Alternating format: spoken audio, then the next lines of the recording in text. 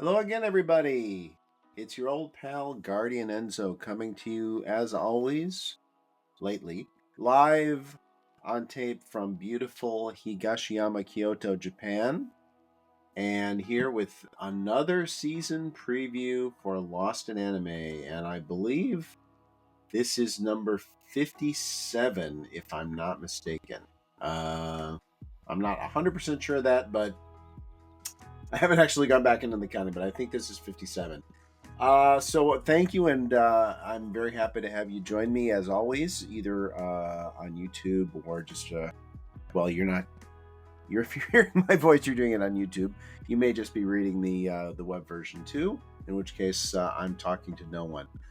So this season is an interesting one, Summer 25. If you follow me on my various social media presences, I've made it clear that the last couple of months of announcements have been pretty grim on the whole. I would say the last several months of announcements, really, but the the upshot of that, the impact of that, will really be felt mainly, I think, in the end of this year and the first half of next year. And depending, of course, on how the announcements go in the next several months, the second half of next year too. But so not necessarily is that going to rear its ugly head as soon as this summer. I was kind of expecting going into the summer, though, thinking this was going to be sort of a middling, smaller season. As you probably know, summer and winter have typically been the smaller anime seasons, but in the first place, that distinction has been getting less clear in recent years as the sheer volume of anime production has ramped up so much.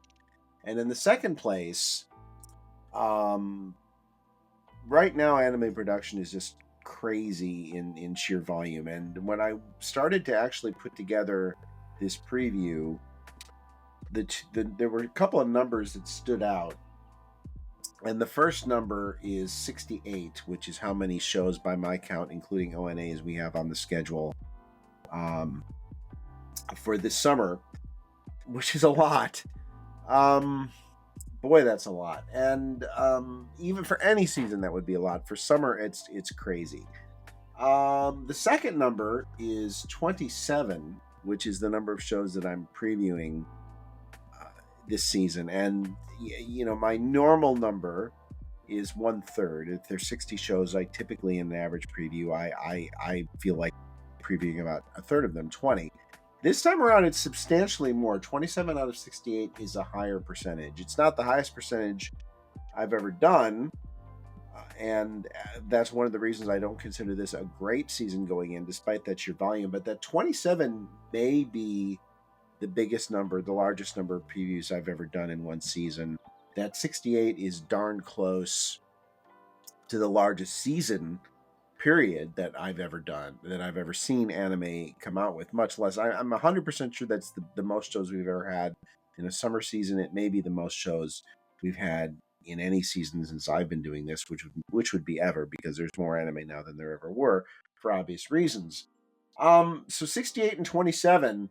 And then there's a third number that's kind of a big number that stands out to me too, which is 12, which is the number of Seinen shows that I'm covering in this preview. And, Seinen typically, those have a higher batting average with me than any other demo. So the fact that we do have 12 Seinen shows in this preview is a good sign. As it happens, most of them are in a big pool of shows in the mid-table that sound interesting, but I don't have personal experience with. There's a huge swathe of seinen manga adaptations in that pool. So that's really what's going to determine whether this is just a big season or a big and really good season. But in addition to that, there are a few pretty much rock solid shows that I'm pretty much certain are going to be really good too. So yes, it may be the biggest season we have for a while, judging by the announcements, the tenor of announcements we've had over the last 6 to 9 months. Nevertheless, previewing 27 shows, I have to figure there's a pretty decent chance that some of those are going to be, at least some of them are going to be pretty good. And if indeed I end up wanting to cover a lot of those shows, I'm going to have to make some hard decisions and probably set myself a higher threshold of what I'm willing to cover this season than I would normally. Because at this point, with everything going on in the world, in my life, work, having done this as long as I have, I'm not gonna do like a spring 2012 covering 17, 18 shows. It's just not going to happen. So that would be a nice problem to have, a first world problem, as they say, but we'll see if it comes to that. So anyway, 68 shows, a lot of, there's been a gradual inflation. There's a lot of money in anime these days, as you all know. Every season now I see productions from studios I've literally never heard of. So there's just a lot of studios now out there that are trying to cash in on this international boom in anime. Sometimes when I go and check up on those studios, I do find that they've done one or two shows that I do recognize, but the name I didn't recognize going in. And there are times I look up these studios and it's either their first show or they've never done anything that I've seen or heard of. So, it's crazy, but it is what it is. So let's kind of dive into the preview, because I don't like to have these things go on too long, and with 27 shows to cover, I'm not going to cover them all in this preview. I cover them all in the written preview, but as you know, if you've followed these previews for a while, when I do the video ones, I tend to focus more on a few shows that I really want to talk about, and leave the wide swathe of coverage to that's the second time I've used swathe in this conversation. Leave that to the written version. I also want to apologize to you. I am on the tail end of a summer cold here, so my voice is a little bit less than it normally would be. So please bear with me on that. But season previews do not wait for such things. We need to plow ahead. And plow ahead we shall. With let's start with the highest expectations category, in which we have 4 shows this season, which is a pretty average number. That shows you where the multitude of those 27 shows are. They're not in this category, but I wouldn't expect them to be.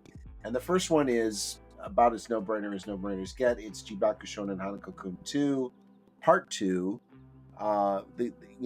We had a 1-season wait, effectively a split core this time. The last time we waited about 5 years, so I like this a lot better. And in fact, over the last couple of years, we're in a situation now where we're getting alternating seasons just about of Hanako-kun and Kuroshitsuji. So G Fantasy's shonen powerhouses, which had previously had puzzlingly long waits between seasons considering how commercially dynamic those manga are, now we're getting one or the other of them almost every season, it seems like, which is great. And no disrespect to Hanako-kun, but I'm not going to talk about it that much just because I have so many shows to cover here, and you all know how I feel about it. Most of you know how you feel about it. So this is technically the third core of anime we've had from Hanako-kun. It's consistently great, almost always great. No reason to think it'll be different this time. So I would say, if I had to choose, I think that Hanako-kun is a better series than Kuroshitsuji. In fact, I know it is, in my opinion. I do love them both, though, and I do think that they make a great kind of a 1-2 punch for G Fantasy. And in fact, they're going to be joined at some point, probably in 2026, by Tokyo Aliens, which is the sort of the number 3 hitter for that magazine, and the one that I picked as one of my next big thing manga when we did that show on the podcast with Samu. So that's Jibaku Shounen Hanako-kun Part 2, Part 2, I should say. Next, it's another sequel. It's Yofukashi no Uta, Call of the Night Season 2. This is another one we waited. Only 3 years wait on this one, but it does seem like a long time. I really loved the first season. I loved it visually. I loved the music by Creepy Nuts, which was an almost Pillows-like FLCL kind of usage of a soundtrack. And then the mangaka is a huge fan of the band, who is doing the OP again, by the way, this time. And I'm assuming we'll have some insert music as well. I really thought the first season was a terrific look at what it's like not to fit in. Introversion, yes, but also just generally not fitting in and not finding that box where you fit in. And then when you find the box, realizing that there are other people that are already in that box waiting for you. And as always, the whole vampire thing, vampires, I don't need to repeat myself. They're always metaphorical, and they were certainly metaphorical here. All in all, a terrific show. Really, really good. Itamura Tomoyuki, the director, yes, he did come from Shaft, but he's done some really good work in his post-Shaft career at Bones with Vanitas no Carta and leading films with Call of the Night. So I have very high expectations of this. My big question with this one is that the first season covered about 46 chapters. The manga ended recently, and it has 200 chapters. So I ain't no math genius, but you can do the math. That comes out to about four quarters of anime if they were to do a full adaptation. I have no idea what the plan is with Call of the Night. I do know that the manga was a good seller, but not a spectacular seller, and is over now, so it doesn't have any forthcoming material to promote. So I think it's an open question of whether we will see a full adaptation of this or not. It's not inconceivable that they could try to cram the entire rest of the manga into one more core. I certainly hope that's not the case, but that would give you pacing approximately 3 times what the first season was, which, that would be a problem. So let's hope it doesn't come to that. Next on the list is one I'm really looking forward to, and one that Samu and I did an episode of My Taste is Better Than Yours on, and that's Hikaru ga Shinda Natsu, the first of the Seinen series that we're doing this season. Extremely well-regarded, many award nominations, very strong sales, huge buzz. You can listen to that whole episode about it. We went over almost an hour on it. And it's getting an adaptation from Cygames Pictures. And I was not initially that thrilled to hear Cygames was involved, but Cygames has done a really, really good job with Apocalypse Hotel. And even though the story has kind of jumped the shark a little bit for me, I don't think that's the fault of the production. So I feel more optimistic about the production, the adaptation of Hikaru ga Shinda Natsu than I did before.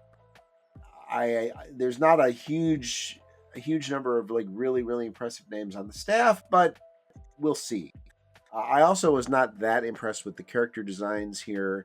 One of the great things about the manga is that the characters kind of have a sort of a grungy, very realistic. You know how teenagers are often kind of, especially boys, they're kind of misshapen, and parts of them have outgrown other parts of them. And I felt they bishonenized them a bit much for the anime character designs, which is a common thing in anime adaptations. But I'm certainly more than prepared to give this a chance. I do think the manga is terrific. The manga is probably going to end at 10 volumes or so, we've been told, which means I suspect we're going to get 2 seasons, each covering 5 volumes of the manga, which would, I think, work quite well. It's a story about, if you love that kind of small Japanese village, mountain village, weird Shinto, maybe a mix of Western horror, bit of sci-fi in there, body snatching, all kinds of interesting stuff. It's really dark, but it's also got a bit of comedy to it. Mostly, I think it's a really, really interesting character story about the relationship between the 2 teenagers at the heart of the story. The 2 boys, even though one of them isn't human, and that's not really a spoiler because that's revealed in the first half of the first chapter. This is really good. It's just a really good manga, and there's absolutely no reason for this not to be a really good anime. It doesn't need a spectacular adaptation to be really good. If it got a spectacular adaptation, it could be spectacular. We'll see if that happens. Now, a manga that is getting what looks to be a spectacular adaptation is Gachiakuta, which is another series that Samu and I have been talking about since its inception. It was one he picked out in that episode of Next Big Thing episode, and frankly, I might have been tempted to pick it too if I didn't think he was going to pick it. It's a story about, this one is a shounen about trash beasts, basically it's some sort of dystopian future. There's a young kid named Rudo, and he's framed for murder, and he's cast down from the sky world into the world of garbage and trash beasts on the surface, and he ends up getting rescued and falling in with collectors. And it's a very interesting manga. Super interesting art style. Reminds me a little bit of Bleach Tite Kubo, but with much more detailed backgrounds. Um, I was expecting, actually, and I think Simon was too, which is why he plugged it as the next big thing. I think we were both expecting this to really, really take off in manga form and be a huge seller. It's not. It's done quite well, but not as well as we expected it to do. Certainly as I expected it to do, and sales have kind of plateaued, actually. Now, it's getting an anime which looks on paper and from the previews to be something in the caliber of Heavenly Delusion, Tengoku Daimakyo, that phenomenal production IG adaptation it got. So this looks like it's getting the spectacular adaptation. Maybe Hikaru Gashi Natsu is not. That's officially The Summer Hikaru Died, by the way, is the English title on that.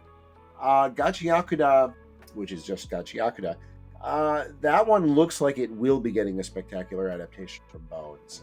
They're really pulling all the stops here. It looks fantastic.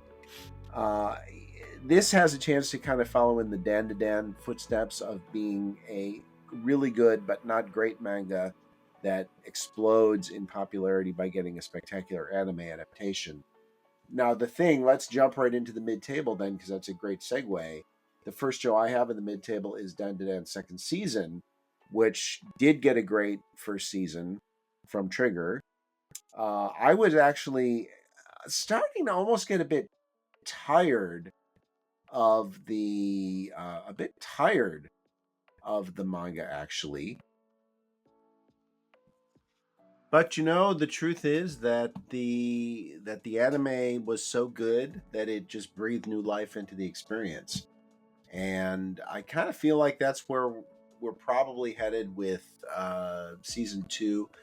Um I do feel that the writing in the manga gets repetitive, and I have gradually lost interest in it over time. Not totally, but less so, certainly, than I was. But I don't think that's going to impact in the season 2 material. I think that should still be quite high level. So I think that if you like Dandadan season 1, you'll like Dandadan season 2. I don't see any reason to think otherwise. Next up in the mid-table category, and now is where we start getting into the more interesting and, if uncertain, prospects. The first of them being Fermat no Ryori, which is by another one of those studios which I had barely heard of, Domerica. And this is by the mangaka of Aoashi, which, by the way, Yata finally got announced for a second season, although not from production IG Boo. Kobayashi Yugo. And so this is a seinen adaptation. It's an interesting sounding story about an aspiring mathematician who crashes out of the mathematics fast academic track, winds up working at a cafeteria on a college campus, and meets a chef who introduces him to the interaction between mathematics and cooking. So as someone who is quite interested in cooking myself, I think this is a really fascinating prospect. I have a lot of faith in Kobayashi as a writer because I think Aoashi is a terrific seinen sports manga series. Domerica, the only thing that they had done that I knew is Romantic Killer, the Netflix anime, which is by the author of his next manga was called Me and My Gangster Neighbor, which I liked even more, but which was unfortunately very short. But I liked Romantic Killer. I thought they did a pretty decent job with the adaptation, Netflix adaptation, and that's Ishikawa Kazuya was the director of that, and he's also directing this. So we'll see. It's an ongoing manga. It's at 5 volumes, but it has already had a live action drama, so it's not like it's some sort of completely unknown quantity. Kobayashi's a pretty successful mangaka. This is his B series, obviously, but with Awashi ending, maybe it becomes his A series. We'll see.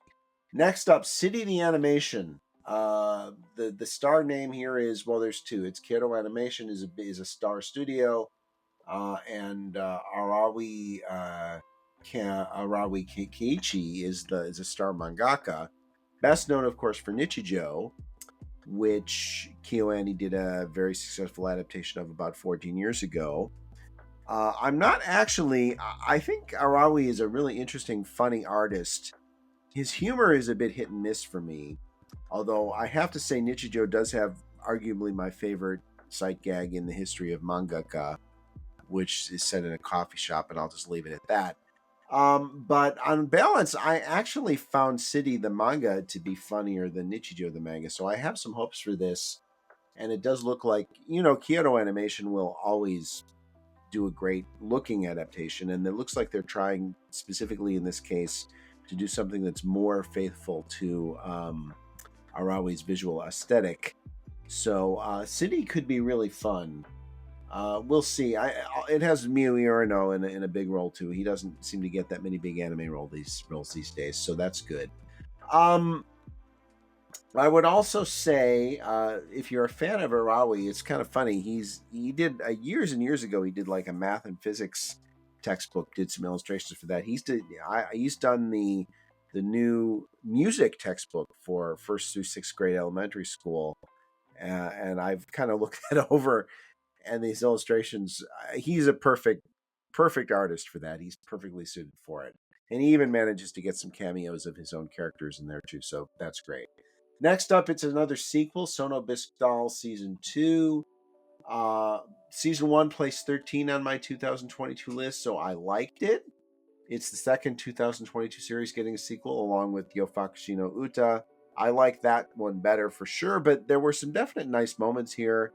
It's a nice romance manga with some really funny, interesting moments, and it can get very sensual in a realistic way. So it also had some moments that drove me crazy. And to be honest, I'm not that interested in cosplay really. So that side of it didn't interest me as much. What I would say about the Bistal sequel is basically that the gap between the good episodes and the episodes that I didn't love was wide enough that it makes predicting how a second season is going to turn out a very, very dangerous proposition. And I'm not even going to try to do that, but I'll certainly cover it, at least at the start, with the expectations that hopefully it'll be, most likely somewhere in that 11-20 range again if we have a similar overall year in anime as we did in 22. Next up, it's a romance. It's a shonen this time, a shonen that sounds like a seinen. Sounds like a shoujo. It's Kaoru Hana wa Rinto Saku.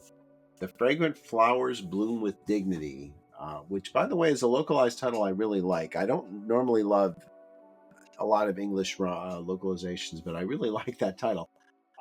This one is a total mystery to me, even though it isn't a mystery, it's a romance. But the mystery is this series has like shockingly high aggregator scores, and it seems to have turned out to have been really popular. But when this anime was announced, I had almost not heard of it. The name meant almost nothing to me. I know really nothing about this series, so somehow it totally passed under my radar.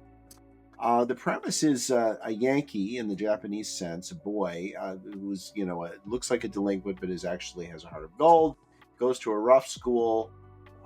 He and a girl from an exclusive girls' school, they end up crossing paths, and romance blooms between them. So that's, again, to me, that sounds kind of like a classic shoujo premise, if anything, but it is a shonen. And as I say, it gets great aggregator scores. It's a Cloverworks production, and they've done good adaptations more often than not in the last couple of years. Kuroki Miyuki is a younger director who's got an interesting track record. So this is one of those mystery series. It's not a seinen, but it's one of those mystery series that could make or break the season in a big way. Next up is not really a mystery, anything but. It's Osomatsu-san 4th season. Most of you are pretty familiar with Osomatsu-san at this point. I actually thought that season 3 might just be the last one because it actually had sort of a more introspective, and the ending had kind of an almost elegiac quality to it. I thought maybe, at least reflective, we'll say. So I thought maybe that was going to be it, but the franchise still makes money, so you know what that means. You've got to go back and make more. So we're getting a 4th season. The director this time is Odaka Yoshinori, who did various cats and dogs assignments in the first 2 seasons, but now is the director. But the most important person in an original series, I hope you've been paying attention. This is on the test. It's always the writer. The writer here is Matsubara Shu. He is the famous anime comedy writer who's written all of the seasons of Osomatsu-san. He is back writing. We'll see if he can come up with anything interesting and funny to say in this franchise after three seasons. Next up is a really interesting kind of an oddball Seinen series, and it starts kind of a run of Seinen series. Ami to Kimi to, With You in the Rain. Again, a well-regarded Seinen manga that I know nothing about, which is sort of the theme of this mid-table this season. This is about a woman who finds an animal by the roadside. It's described as dog-like. To me, it looks very much like a fat tanuki. The animal offers her an umbrella, so she immediately realizes, I assume something is off here. And she ends up it looks like it's sort of an observational, slice of life comedy about her and this animal living together, thus the title. So, again, it's the meat and potatoes of this season, the Seinen manga adaptation with a good reputation that I know nothing about. Ame to Kimi to. Next up, really interesting one in that it's kind of two shows in one. It's Muchuu sa Kimi ni and Karaoke Iko. This is a Doga Kobo production of 2 manga by Wayamayama, who's one of the hottest names in manga at the moment. Both these are 1-volume series she did, Seinen series, of course, Seinen, that were nominated for Manga Taisho. Muchuu sa Kimi ni won the Tezuka Prize in 2020. Karaoke Iko was nominated for the Taisho in 2020-21 and finished 3rd. Because they're both short series, they're both only 1 volume, they're, I assume, going to simply share this core of anime, and that will give them, 12 episodes or approximately. She is a hot name for sure. Muchuu sa Kimi ni is actually, even at 1 volume, is a series of short stories about oddball kids who don't fit in at school. And then Karaoke Iko, which may be the more popular of the 2, it got a live action adaptation. That one is about a middle school choir star who somehow gets dragged into helping a Yakuza guy who's been drafted into a contest, karaoke contest, and the loser ends up having to get a massive tattoo carved into them by the boss, who presumably is not particularly good at giving tattoos. So he ends up getting this middle school boy to help him become better at karaoke. As I say, that may be the one of the 2 which got more popularity mainstream, but they've both been critical darlings. So really looking forward to these. Next up is Takopii no Genzai, and this is Taizan 5. Taizan 5 is a unique figure in manga. If you know Taizan 5, you probably know him either from this series, which is sort of his breakthrough one, or from Ichinose Family's Deadly Sins, which was in Weekly Shonen Jump, which I really liked, which started out like a house on fire and lasted about as long. Because the thing with Taizan, you see, is he crams absolutely massive, insane amounts of drama onto every panel, every page, and they're just comets. His series, they're intense and hot and fiery. Meteors would be a better description because they burn out and they turn to dust, and that's what's happened with Takopii. It's what happened with Ichinose. That's just Taizan 5. That's who he is. If you know who he is, you know what to expect here. This one is about an alien who comes to Earth, looking to spread happiness throughout the galaxy, winds up working out a little bit differently than that. He ends up befriending an unhappy girl who's been bullied at school. The drama will be intense. He'll be exhausted by the time it's over.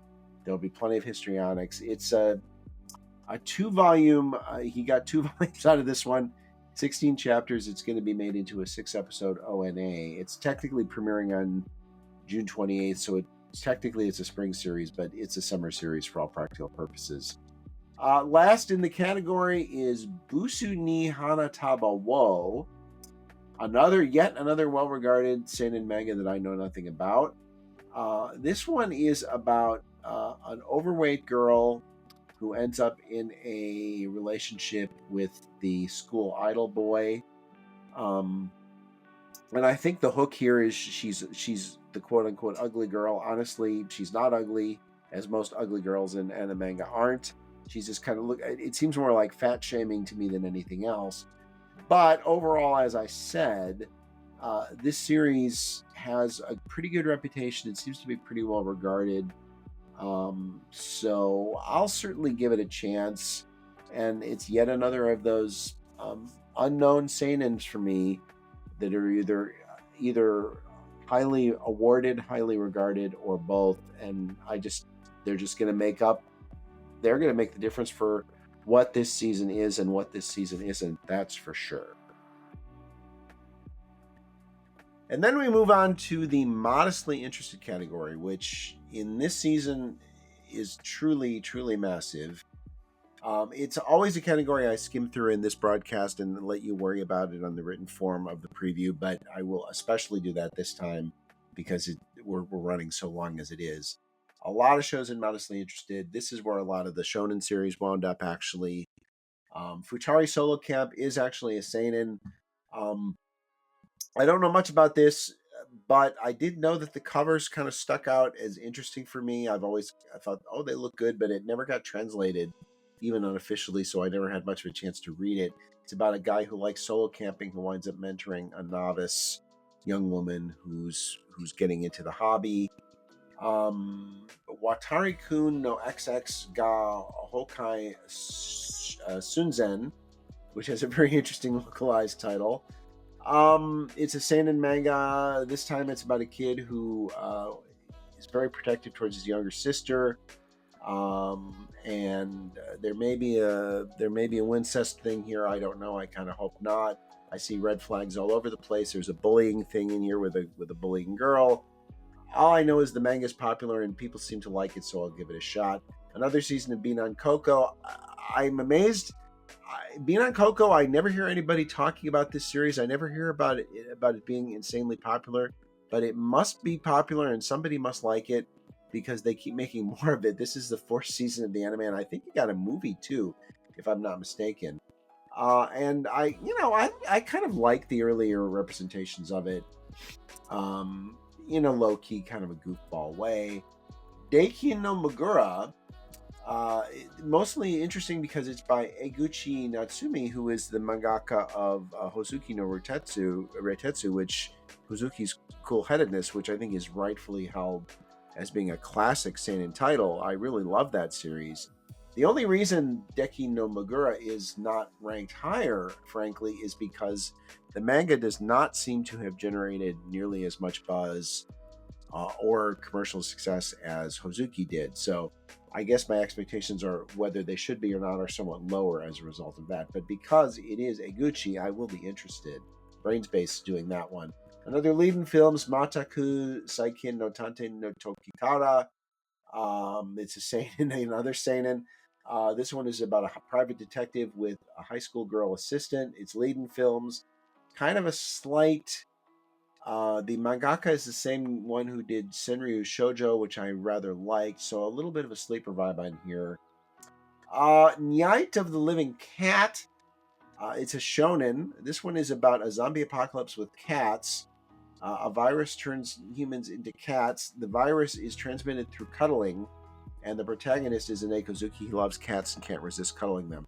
Okay, could be dumb. The previews look kind of wonky with animation, but it's cats. I'll give it a shot.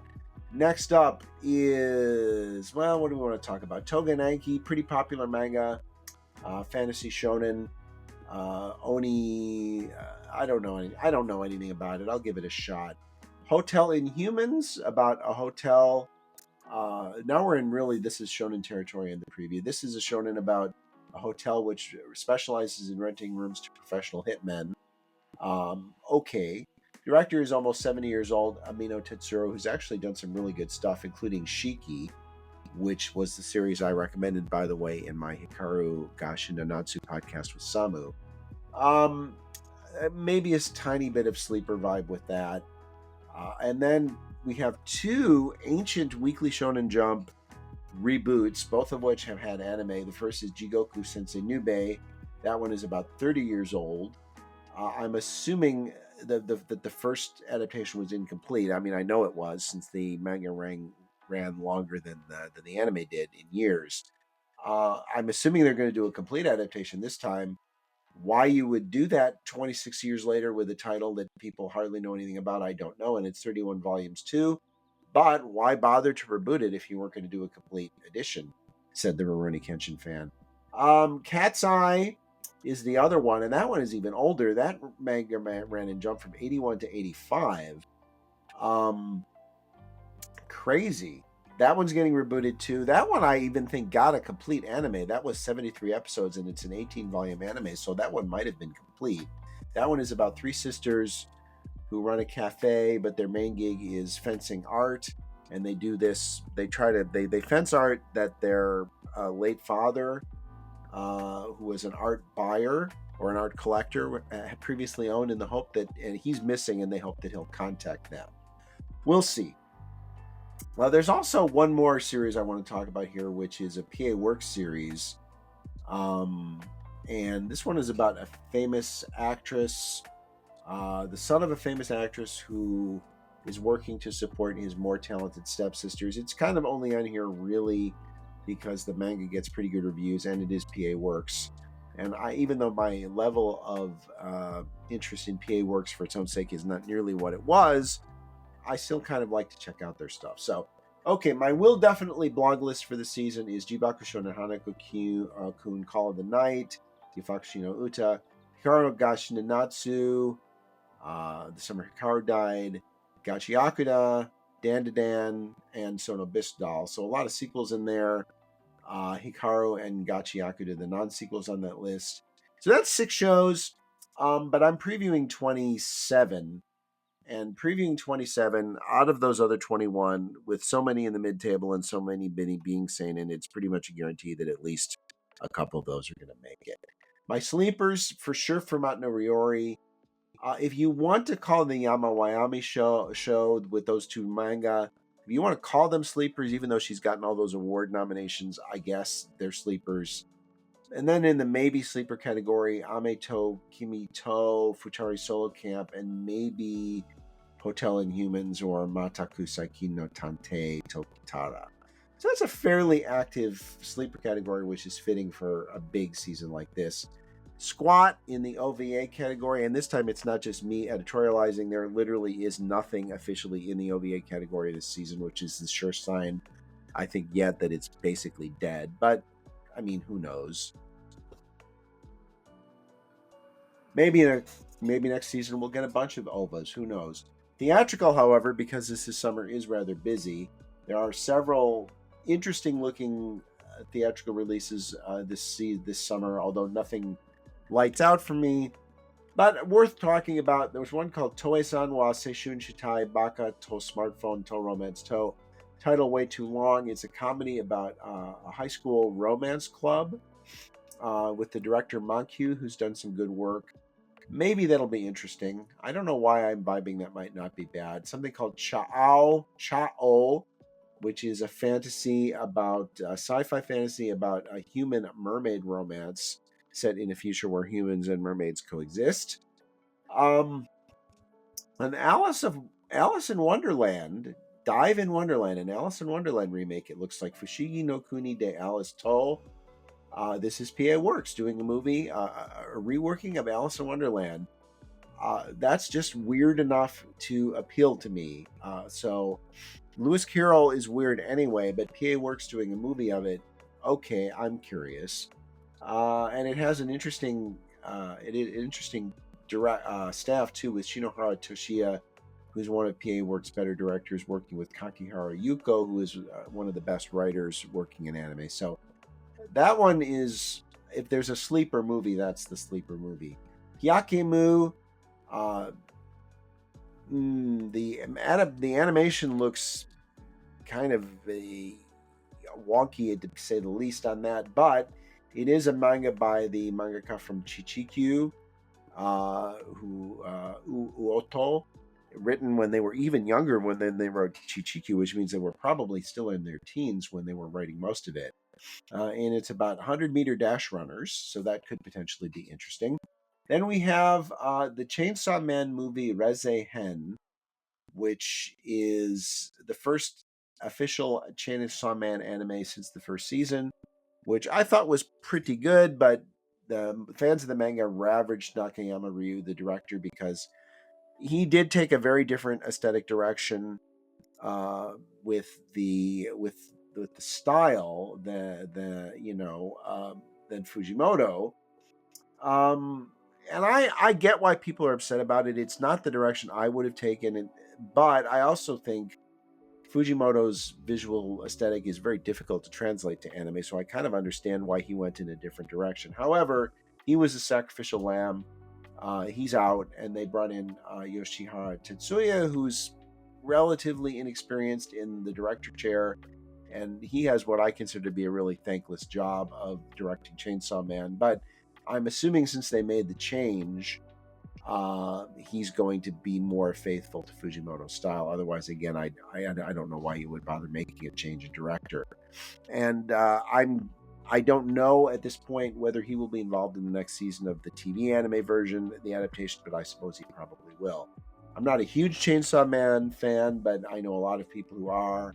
So, and I do find it legitimately interesting. So, there you go. That is the rather long season preview. 27 shows and 5 movies. Wowzers, trousers. So I hope you enjoyed it. It's going to be an interesting season for me as in terms of coverage. As I say, I'm not in a position where I want to be covering 15, 18 shows at this point in my career. So if I have to make some hard choices, it is a nice problem to have, as I said earlier, but we'll see how it plays out. There are so many unknowns on this preview for me that it is entirely possible it could end up just being a 6 or 8 show season. But I think the law of averages, especially with the Seinen component, says that's pretty unlikely. There you go. Apologies for the length, but hey, it's 70 show season. It's going to be a long one. I appreciate, as always, all of you tuning in, watching, listening, reading. I always take these opportunities to thank all of my patrons, all of my PayPal supporters, all of my Ko-fi supporters, everyone who comments on LIA, everyone who financially supports it. I deeply appreciate all of you. You guys are the best. Everyone who even just reads the site, and I really appreciate you guys too. So thank you very much. If you enjoyed the video preview, I hope you'll like, comment, and subscribe. Those are called actionables in YouTube language, they tell me. And again, looking forward to a really interesting season. And of course, because that season is summer in Kyoto, I'm looking forward to sweating my ass off and being utterly miserable in the heat and humidity for 3 months too. But that is what it is. In any event, thank you for tuning in. And as always, more important than ever as the weather heats up, it's very important. Keep it in mind. Please, please, please, please, if you do nothing else this summer, please stay frosty.